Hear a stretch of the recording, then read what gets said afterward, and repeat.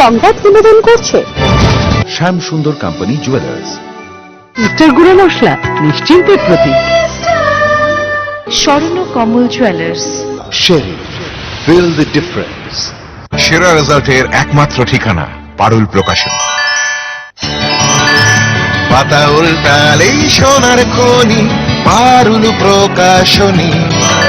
সেরা রেজাল্ট চাইলে তোমায় পড়তে হবেই জানি পারুল প্রকাশনী। সেরা রেজাল্টের একমাত্র ঠিকানা পারুল প্রকাশন। আপনারা দেখছেন হেডলাইন্স ত্রিপুরা। এই মুহূর্তে যে খবর আমাদের কাছে রয়েছে, প্রয়াত হলেন পদ্মশ্রী পুরস্কার প্রাপ্ত বেনি চন্দ্র জমাতিয়া। উদয়পুরের মহারানীপুর এলাকার বেনি চন্দ্র জমাতিয়া ছিলেন লোক সাহিত্যের লেখক। দীর্ঘদিন ধরে বার্ধক্যজনিত রোগে ভুগছিলেন তিনি। মৃত্যুকালে তার বয়স হয়েছিল 92 বছর। বেনি চন্দ্র জমাতিয়ার প্রয়াণে শোক প্রকাশ করেছেন মুখ্যমন্ত্রী বিপ্লব কুমার দেব। তার বিদেহী আত্মার শান্তি কামনা করেন মুখ্যমন্ত্রী। এদিকে পদ্মশ্রীর মৃত্যুর খবর শুনে তার বাড়িতে ছুটে গেছেন মাতাবাড়ি এলাকার বিধায়ক বিপ্লব কুমার ঘোষ।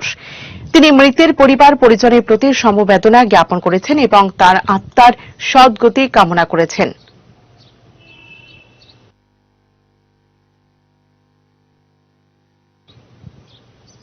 ভাড়া বাড়ি থেকে রহস্যজনকভাবে নিখোঁজ 45 বছরের এক ব্যক্তি। তার নাম রামপ্রসাদ দেবনাথ। বাবার নাম সতীশ দেবনাথ। ঘটনা রানীর বাজার থানাধীন মোহনপুরের যোদটিলা এলাকায়। নিখোঁজ হওয়া যুবকের পিতা সতীশ দেবনাথ রানীর বাজার থানায় একটি নিখোঁজ ডায়েরি করেছেন। জানা গেছে গত 3রা ডিসেম্বর বাজারে যাবার উদ্দেশ্যে বাড়ি থেকে বের হয়েছিলেন রামপ্রসাদ। এরপর থেকে তার আর কোনো খোঁজ পাওয়া যাচ্ছে না। এদিকে ছেলের আসার অপেক্ষায় পথ চেয়ে আছেন তার বৃদ্ধ বাবা। আপনি আমার ছেলে, তার তো 42 বছর। কিতা হচ্ছে কোথায় লাগে। আয় দেখেন কি আয় কি শুনছেন? নাই না, তার বাচ্চা আছে না বিষয়টা নিখোঁজ। তখন কি গাইতেছে? আমি তো তারা তো গেল কোথা তো না, আমি তো কোথায় না, আমাদের মন টান না, আসতে হবে না, মন টান না। মুখ্যমন্ত্রীর দেওয়া কড়া চ্যালেঞ্জের পরে লাজ গুটাচ্ছে অপহরণকারীরা। ইতিমধ্যে বাংলাদেশের খাগড়াছড়িতে স্থানীয় প্রশাসন এবং ভারতীয় দূতাবাসের স্থানীয় দায়িত্বপ্রাপ্ত আধিকারিক এবং এনএলএফটি প্রতিনিধিদের মধ্যে বৈঠক অনুষ্ঠিত হয়। অপহৃতদের মুক্তি দেবার জন্য অপহরণকারীদের চাপ সৃষ্টিতে পিছু হটেছে এনএলএফটি বলে সূত্রের খবর। খুব শীঘ্রই অপহৃতদের মুক্তি দেওয়ার প্রক্রিয়া শুরু হতে পারে বলে সূত্রের খবর। ধলাই জেলার সীমান্ত এলাকা থেকে অপহৃত 3 নির্মাণ শ্রমিক অপহরণ কাণ্ডে ইতিমধ্যে উঠে আসছে অনেক নতুন তথ্য। রাজ্যের মুখ্যমন্ত্রী বিপ্লব কুমার দেব শনিবার এই প্রসঙ্গে কড়া বার্তা দেওয়ার পর অনেকটাই যেন নড়ে চড়ে বসেছে অপহরণকারীরা। সূত্রের খবর, অপহৃত ব্যক্তিদের মুক্তি প্রদানের জন্য ইতিমধ্যেই শুরু হয়েছে তোড়জোড়। খবর অনুযায়ী ইতিমধ্যেই এ ব্যাপারে ভারতীয় রাষ্ট্রদূত অ্যাম্বাসাডার বিক্রম কে দুরাইস্বামীর দূতাবাস যোগাযোগ করে বাংলাদেশ সরকারের সাথে। সেই সাথে বাংলাদেশের খাগড়াছড়ি জেলার ডিসি প্রতাপ চন্দ্র বিশ্বাসের সাথে ফোনে যোগাযোগ হয় ঢাকায় ভারতীয় দূতাবাসের। ভারতীয় দূতাবাসের টেলিফোন পাওয়ার পর খাগড়াছড়ির জেলা প্রশাসক 203 পদাতিক ব্রিগেডের brigade commander brigadier general Mohammad Faizur Rahman এবং সেদেশের সেনা গোয়েন্দা ডিজিএফআই এর ডিরেক্টর কর্নেল মাহবুবুর রহমানের সাথে যোগাযোগ করে খাগড়াছড়ি শহরে অবস্থিত এনএলএফটি নেতাদেরকে বৈঠকে ডাকা হয়।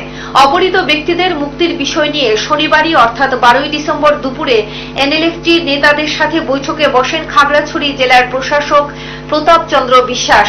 ওই বৈঠকে ডিজিএফআই এর ডিরেক্টর কর্নেল মাহবুবুর রহমান এবং জিএসও 2 মেজর মোহাম্মদ সালাউদ্দিনও উপস্থিত ছিলেন। সূত্রের দাবি করা হয়েছে, এমন বৈঠকের পরিপ্রেক্ষিতে পরিষ্কারভাবে আশা করা যাচ্ছে ত্রিপুরা থেকে অপহৃত ব্যক্তিরা খুব সম্ভব শিগগিরই মুক্তি পাচ্ছেন।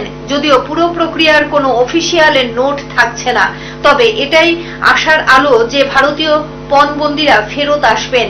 উল্লেখ্য, গন্ডাছড়া সীমান্তবর্তী মালদা কুমার পাড়া থেকে এনএলএফটি গোষ্ঠী জঙ্গি গত সোমবার সীমান্তে কাঁটাতারের কাজে নিয়োজিত 3 নির্মাণ কর্মীকে অপহরণ করে সীমান্তের অপর প্রান্তে পার্বত্য চট্টগ্রামের বাবুছড়ার দীঘিনালা ইউনিয়নের প্রত্যন্ত জেএসএস মূলাধারার কমান্ডার অর্জুন ত্রিপুরার শিবিরে রাখা হয়েছিল। এরপর থেকেই জেএসএস এর উপর পর্যায়ক্রমে চাপ সৃষ্টি হয়েছে। একটা সময় জেএসএস কমান্ডার ওই 3 পণবন্দী সহ এনএলএফটি গেরিলাদের শিবির থেকে সরে যেতে বলে। সর্বশেষ খবর অনুযায়ী পণবন্দী সহ এনএলএফটির দলটি এখনো পার্বত্য চট্টগ্রামের সীমান্তে অবস্থান করছে। শনিবার দুপুরের পর থেকে বিজিবি অর্থাৎ ভারত বাংলাদেশ সীমান্ত সুরক্ষা বাহিনী ওই এলাকায় টহলদারি বাড়িয়েছে। চাঞ্চল্যকর এই ঘটনাটির পরিপ্রেক্ষিতে একাংশ মহল থেকে এনএলএফটি মুক্তি পেয়েছে বলে দাবির প্রচার করা হয়েছে। অপহৃতদের পরিবারের সঙ্গে কথা বলে জানা গেছে, জঙ্গি গোষ্ঠী তাদের কাছ থেকে কোনো প্রকার মুক্তিপণ দাবি করেনি। যা ছড়ানো হচ্ছে সেটা পুরোটাই হচ্ছে গুজব। জঙ্গি গোষ্ঠী তাদেরকে কি উদ্দেশ্যে অপহরণ করেছে সেটা এখনো ঠিকঠাক মতো জানা যায়নি। Bureau report, headlines Tripura.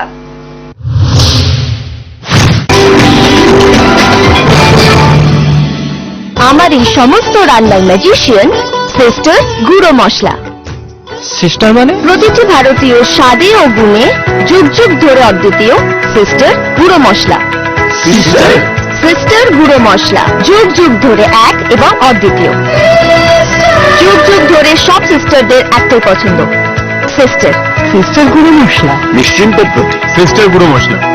গুণমানের স্বাদে প্রতি ঘরে ঘরে, আধুনিক প্রযুক্তিতে নতুন সাজে, নতুন রূপে সিস্টার গুঁড়ো মশলা। ফিরে ফিরে খেতে পারবা। সিস্টার গুঁড়ো মশলা নিশ্চিন্তের প্রতীক। শুভ বিবাহ, সেরা হোক তোমার পছন্দ, শুভ হোক নতুন পথ চলা। শ্যাম সুন্দর কোম্পানি জুয়েলার্স। বিয়ে মানেই অঙ্গীকার, চিরদিন থাকবো তোমার। শ্যাম সুন্দর কোম্পানি জুয়েলার্স। हजारों कहानियों के बीच एक नई कहानी की शुरुआत, और उसी के साथ कुछ मुट्ठी भर ख्वाब लेके तुम्हारे पास आना। शादी मतलब एक नई जिंदगी, और इन्हीं नए किस्सों में अभी भी मिला अपना स्वर्ण कमल ज्वेलर्स। नए और मनपसंद डिजाइन के बेशुमार कलेक्शन से चुन लीजिए अपना मनपसंद सोने और हीरे के गहने, और कीजिए अपने रिश्तों की शुभ शुरुआत। स्वर्ण कमल ज्वेलर्स, अपनों से भी अपना। ইউনিকোড ফার্মার ইউনিক্লিন হ্যান্ড স্যানিটাইজার ও হ্যান্ড ওয়াশ আপনাকে রাখে জীবাণুমুক্ত। ডিস্ট্রিবিউটরশিপের জন্য যোগাযোগ করুন আমাদের টোল ফ্রি নাম্বার 1800-208-8811। সুখী গৃহকোণ, একটা স্বপ্নময় বাড়ি যা মনকে ছুঁয়ে যায়। হৃদয় জোড়ানো অনুভবে drawing room, bedroom, kitchen, dining, bathroom, সবেতেই ভালোবাসার রূপায়ণ। দারুণ অনুভব। স্বপ্নের বাড়ির রূপায়ণে Eureka mosaic tiles and sanitation. সৌন্দর্যের চিরন্তন উদ্ভাস। পোস্ট অফিস চৌমুহনী, আগরতলা, পশ্চিম থানার পাশে। ইউনিকোড ফার্মার ইউনিক্লিন হ্যান্ড স্যানিটাইজার ও হ্যান্ড ওয়াশ আপনাকে রাখে জীবাণুমুক্ত। ডিস্ট্রিবিউটরশিপের জন্য যোগাযোগ করুন আমাদের টোল ফ্রি নাম্বার 1800-208-8811। মাধ্যমিক 2021, মনে রেখো সিলেবাস রিডিউসড হলেও টেস্ট ও ফাইনালের প্রস্তুতির কিন্তু কোনো শর্টকাট নেই।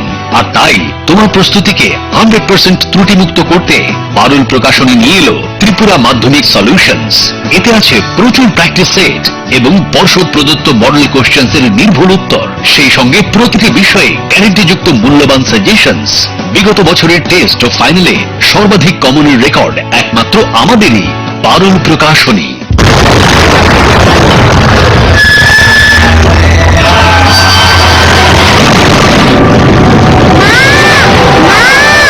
ভয় নেই মা, আমাদের বাড়ি মেগা টার্বো টিএমটি বার দিয়ে তৈরি।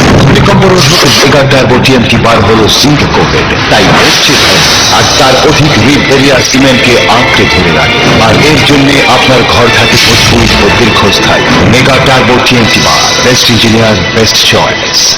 ISO certified company launching first time in Tripura export quality water storage tank Polytech International, যার 8টি পকেট এবং ইউনিক রিপ ডিজাইন ট্যাঙ্কটিকে করে তোলে সবার থেকে সেরা। পলিটেক ইন্টারন্যাশনালের প্রত্যেকটি water storage tank IR technology দ্বারা সমৃদ্ধ হওয়ায় গরম আবহাওয়ার মধ্যেও জলকে সর্বদা শীতল রাখে। এই ট্যাঙ্কটির ওপরের আবরণটি বিশেষ মাল্টি লেয়ার দ্বারা তৈরি, যা ভাইরাস ব্যাকটেরিয়া থেকে জলকে সর্বদা পরিষ্কার পরিচ্ছন্ন এবং বিশুদ্ধ রাখে। সঠিক পরিষেবা এবং দীর্ঘস্থায়ী ট্যাঙ্কটির জন্য আজই নিয়ে আসুন Polytech international water storage tank, যা পাওয়া যাচ্ছে 25 বছরের ওয়ারেন্টির সঙ্গে।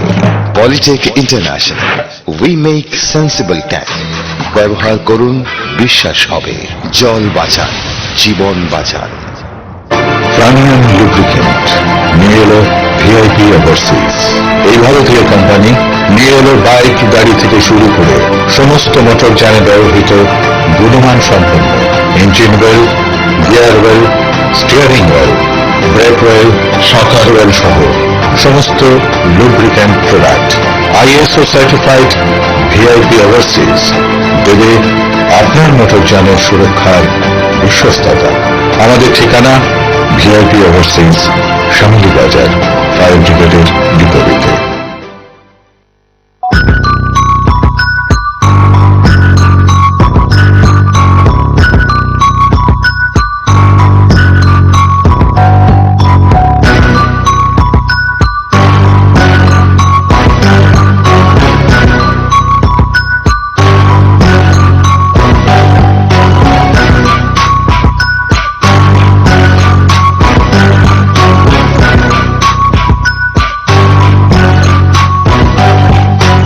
ঠিকানা Antara jewellers, office road, Sonamura, Sipahijala, Tripura.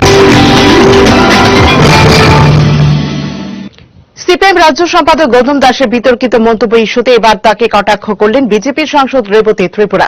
Gautam দাসের বক্তব্য অবাস্তব, ভিত্তিহীন এবং মিথ্যে। কোন প্রমাণ ছাড়া এইভাবে গৌতম বাবু বলতে পারেন না। এই অভিমত ব্যক্ত করে সিপিএম রাজ্য সম্পাদক গৌতম দাসকে কটাক্ষ করলেন বিজেপির সাংসদ রেবতী ত্রিপুরা। গত 9 ডিসেম্বর সিপিআইএম রাজ্য সদর কার্যালয়ে সাংবাদিক সম্মেলন করে বিতর্কিত মন্তব্য করেছিলেন সিপিএম রাজ্য সম্পাদক গৌতম দাস। তিনি ওই সাংবাদিক সম্মেলনে অভিযোগ করেছিলেন পানিসাগর থানা এলাকায় অস্ত্র সহ ধৃত 3 এনএলএফটি। তারা পুলিশের কাছে বলেছে যে বর্তমান রাজ্য সরকারের রাজ্য মন্ত্রিসভার একজন মন্ত্রী ও শাসক দলের একজন সাংসদের নির্দেশে তারা কাজ করছে। আমরা এর আগেও আপনাদের কাছে আমাদের উদ্বেগ জানিয়েছি যে বেআইনি ঘোষিত এনএলএফটির সন্ত্রাসবাদীদের কার্যকলাপ বাড়ছে এবং তাতে শাসক দলের ভূমিকা রয়েছে বলে অভিযোগ উঠেছে যে পানিসাগর থানা এলাকায় 3 জন এনএলএফটির সন্ত্রাসবাদী ধরা পড়েছিল অস্ত্র সহ। তারা পুলিশের কাছে বলেছে যে মন্ত্রিসভার একজন সদস্য, বর্তমান মন্ত্রিসভার একজন সাংসদ, তাদের নির্দেশে এরা কাজ করছে। গৌতম দাসের এই বক্তব্যকে অবাস্তব এবং ভিত্তিহীন বলে সিপিআইএম রাজ্য সম্পাদক গৌতম দাসকে কটাক্ষ করলেন বিজেপি সাংসদ রেবতী ত্রিপুরা। রবিবার সাংসদ রেবতী ত্রিপুরা গৌতম দাসকে কটাক্ষ করে বলেন, গৌতম দাসের বক্তব্য অবাস্তব, ভিত্তিহীন ও মিথ্যা। কোন রকম প্রমাণ ছাড়া গৌতম বাবু এভাবে বলতে পারেন না। সাংসদ রেবতী ত্রিপুরা আরো বলেন, আমাদের এরকম কোনো রেকর্ড নেই। কোনো প্রমাণ করে বলতে পারেন না, আমাদের এরকম কোনো রেকর্ড নেই। আমি এখানে অন্য কিছু বলতে চাই না, আমরা এসব বলার জন্য আসিনি। তবে ওনার যে অভিযোগটা মিথ্যা এবং ভিত্তিক অবস্থা। ধন্যবাদ। উল্লেখ্য, সিপিএম রাজ্য সম্পাদকের এই বিতর্কিত বক্তব্যের পর রাজ্য পুলিশের সদর দপ্তর থেকে এক বিজ্ঞপ্তি জারি করে জানিয়ে দেওয়া হয় যে গৌতম দাসের এই মন্তব্য সম্পূর্ণ ভিত্তিহীন ও অসত্য। গৌতম দাসের বক্তব্য ইস্যুতে রাজ্য বিজেপির তরফ থেকে গৌতম দাসকে জিজ্ঞাসাবাদেরও দাবিও জানানো হয়েছে। Bureau report, headlines Tripura. ভ্যাকসিনের অপেক্ষায় প্রহর গুনছেন দেশবাসী।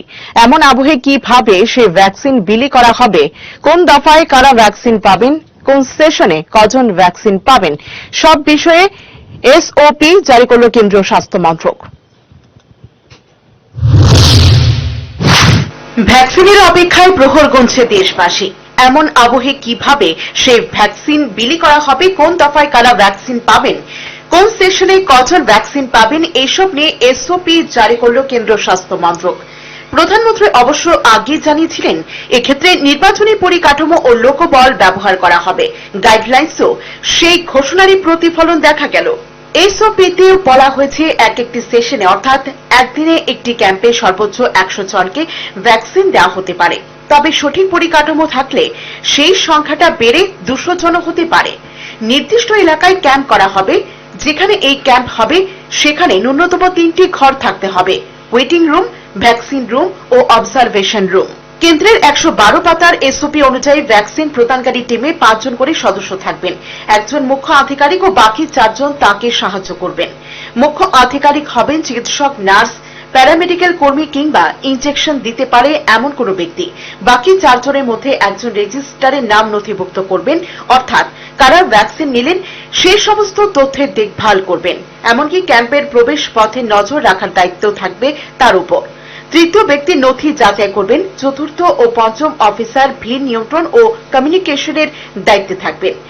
ভ্যাকসিন কিভাবে সংরক্ষণ করা হবে তাও হাতে কলমে প্রশিক্ষণ দেওয়া হচ্ছে। সূত্রের খবর, 24 ডিসেম্বরের মধ্যে রাজ্যগুলিকে প্রস্তুতি শেষ করার নির্দেশ দিয়েছেন কেন্দ্র। উল্লেখ্য, দেশে কোভিড-19 ভ্যাকসিন অ্যাডমিনিস্ট্রেশন সংক্রান্ত বিশেষজ্ঞ দলের সদস্য ভিকে পল জানিয়েছিলেন, ভ্যাকসিন বিলির জন্য নির্বাচনী পরিকাঠামোকে অনুসরণ করা হতে পারে, কাজে লাগানো হতে পারে সেই লোকবলও। প্রাথমিকভাবে 600 মিলিয়ন কোভিড ভ্যাকসিন ডোজের জন্য প্রস্তুত হচ্ছে ভারত। আর এই কাজের জন্য দেশের কোল্ড চেইন পরিষেবাকে যেমন সক্রিয় রাখা হচ্ছে, তেমনি কড়া নজর রাখা হচ্ছে ভ্যাকসিন বিলি বন্টনের উপরও। আর দফায় দফায় প্রথমে ফ্রন্টলাইন স্বাস্থ্যকর্মী, তারপর প্রবীণ এবং কোমরবিডিটি যুক্ত মানুষদের স্তর পেরিয়ে দেশের দূর থেকে দূরতম অংশে বসবাসকারী সাধারণ মানুষদের ভ্যাকসিন দেওয়ার কাজ সহজতর করতে ভরসা রাখা হচ্ছে ভোটার তালিকার উপর। এদিকে সেরাম কর্তা আদর পুনওয়ালার আশা, নতুন বছরের গোড়াতে টিকাকরণ শুরু হলে 2020 সালের অক্টোবরেই স্বাভাবিক জীবনে ফিরতে পারবে দেশবাসী। Bureau report, headlines Tripura.